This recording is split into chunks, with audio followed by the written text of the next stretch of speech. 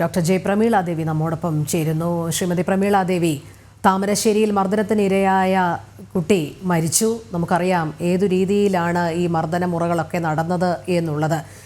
കേരളത്തിലെ പൊതുസമൂഹം ഞെട്ടുന്ന തരത്തിലേക്കാണ് വിദ്യാർത്ഥികളുടെ പെരുമാറ്റം ഇപ്പോൾ മാറിക്കൊണ്ടിരിക്കുന്നത്. ഈ ഒരു കുറ്റം മാത്രമല്ല, നമുക്കറിയാം കഴിഞ്ഞ കുറേ കാലങ്ങളായി ഇത്തരത്തിലുള്ള അടിപിടി കേസുകൾ, ബസ്സിനുള്ളിൽ കത്തിയുമായി വിദ്യാർത്ഥിയെ ആക്രമിക്കുക, ഇങ്ങനെയൊക്കെയുള്ള നിരന്തരം വിദ്യാർത്ഥികൾക്കിടയിൽ, അതും കൊച്ചുകുട്ടികൾക്കിടയിലൊക്കെ ഇങ്ങനെ അക്രമവാസന പെരുകുകയാണ്. ഇതിനുള്ള കാരണം എന്താണെന്നാണ് താങ്കൾ കരുതുന്നത്?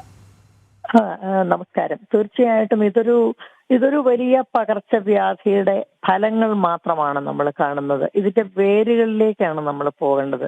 കാരണം എന്നല്ല, കാരണങ്ങൾ തന്നെ ഇതിന്റെ പിറകിലുണ്ട് എന്ന കാര്യം നിസ്സംശയമാണ്.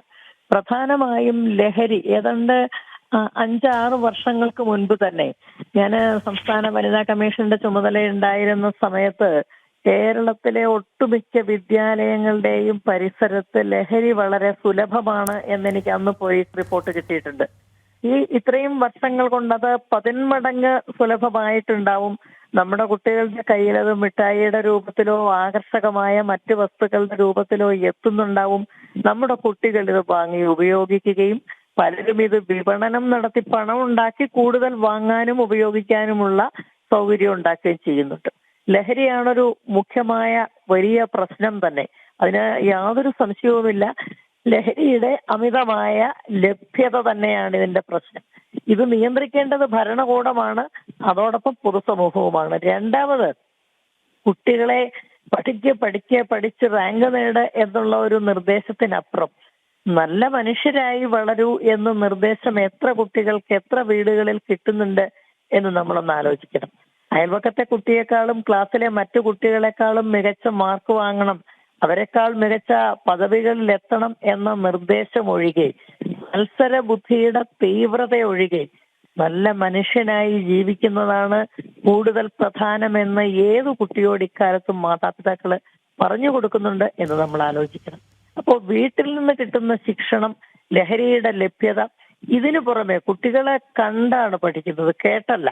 കുട്ടികൾ നോക്കുമ്പോൾ മാതാപിതാക്കളും പൊതുസമൂഹവും ജീവിക്കുന്നത് യാതൊരു വിധമായ സാൻമാർഗികതയും അവകാശപ്പെടാനില്ലാത്ത രീതിയിലാണ്. പരസ്പരം അസൂയയും കുശുമ്പും നിറഞ്ഞ സംഭാഷണങ്ങൾ, ആരെ ഏതു തരത്തിൽ ദ്രോഹിച്ചാലും ഉണ്ടാകാവുന്ന നേട്ടങ്ങളെക്കുറിച്ചുള്ള കാര്യങ്ങൾ. ചുരുക്കി പറഞ്ഞാൽ, ഭാരതത്തിനൊരു കാലത്തുണ്ടായിരുന്ന നന്മകൾ മുഴുവൻ നഷ്ടപ്പെടുത്തിയ ഒരു പൊതുസമൂഹമാണ് കുട്ടി വീടിനകത്തും പുറത്തും കാണുന്നത്. ഇത് സ്വാംശീകരിക്കുന്നു കുട്ടി. തീർച്ചയായും നമ്മളറിയാതെ കുട്ടികളുടെ മനസ്സിനെ പറ്റി പറയുന്നത് നമുക്കറിയാമല്ലോ. എളതാം ചിത്തവും വെള്ളക്കടലാസും ഒരുപോലെയാം എന്നാണ്. കാണുന്നതൊക്കെ എഴുതുന്നതൊക്കെ തെളിയുന്ന വെള്ളക്കടലാസാണ്, ബ്ലോട്ടിംഗ് പേപ്പറുമാണ് അവരുടെ മനസ്സ്. ഈ കാര്യങ്ങൾ അവർ ഒപ്പിയെടുക്കുന്നു, ഇവരത് സ്വാംശീകരിക്കുന്നു. അതാണ് അപകടത്തിലേക്ക് നയിക്കുന്നത്. മറ്റൊന്നും, നമുക്കിപ്പോ നമ്മുടെ സമൂഹത്തിലൊരു ധാരണ തന്നെ ഉണ്ട്, എന്തു കുറ്റകൃത്യങ്ങൾ ചെയ്താലും നിങ്ങൾ ഗോവിന്ദച്ചാമിയെ പോലെ ജയിലിൽ കിടന്ന് തടിച്ചു കൊഴുത്ത് കൂടുതൽ സുമുഖനായി പുറത്തിറങ്ങാനുള്ള എല്ലാ സാധ്യതയും ഉണ്ട് ഇവിടെ എന്നത്. നമ്മുടെ നിയമവ്യവസ്ഥയിൽ കുറേയധികം മാറ്റങ്ങൾ കൊണ്ടുവരേണ്ടുന്ന കാലം അതിക്രമിച്ചിരുന്നു. ഇപ്പോ കഴിഞ്ഞ ദിവസം വെഞ്ഞാറമൂട് നിരവധി ആളുകളെ കൊലപ്പെടുത്തിയ, സ്വകുടുംബാംഗങ്ങളെ കൊലപ്പെടുത്തിയ ഒരു ചെറുപ്പക്കാരനും ഒരുപക്ഷെ മറ്റൊരു ഗോവിന്ദച്ചാമിയുടെ ജീവിത ശൈലി തന്നെയായിരിക്കും ജയിലിൽ കിട്ടാൻ പോകുന്നത്. അയാൾ തിരിച്ചിറങ്ങുമ്പോഴും അയാൾക്ക് ജീവിക്കാൻ വർഷങ്ങൾ ബാക്കിയുണ്ട്. അതിനു പകരം നമ്മുടെ ധാരാളം നീതിന്യായ വ്യവസ്ഥയിലെ ജഡ്ജിമാരുടെയും മറ്റും വേക്കൻസികൾ കിടക്കുകയാണ്. അതാണ് പലപ്പോഴും വളരെ വേഗതയിൽ കാര്യങ്ങൾ നടത്താൻ സാധിക്കാതെ വരുന്നതെന്ന് പറയുന്നു. അത്തരം വേക്കൻസികൾ നികത്തിക്കൊണ്ട് നിയമ നടപടികൾ വളരെ വേഗതയിലാക്കുകയും കുറ്റമറ്റ രീതിയിലുള്ള കുറ്റപത്രങ്ങൾ സമർപ്പിക്കപ്പെടുകയും അതനുസരിച്ച് ശിക്ഷാവിധികൾ നടപ്പിലാക്കുകയും ചെയ്യേണ്ടത് കൂടിയുണ്ട്. കാരണങ്ങൾ ഇനിയും ധാരാളം ഉണ്ടെങ്കിലും എടുത്തു പറയാവുന്ന പ്രധാനപ്പെട്ട കാരണങ്ങൾ ഇതൊക്കെയാണ് എന്ന് തന്നെയാണ് ഞാൻ വിശ്വസിക്കുന്നത്. അതെ, വളരെ നന്ദി ശ്രീമതി ജെ പ്രമീളാദേവി പ്രതികരിച്ചതിന്.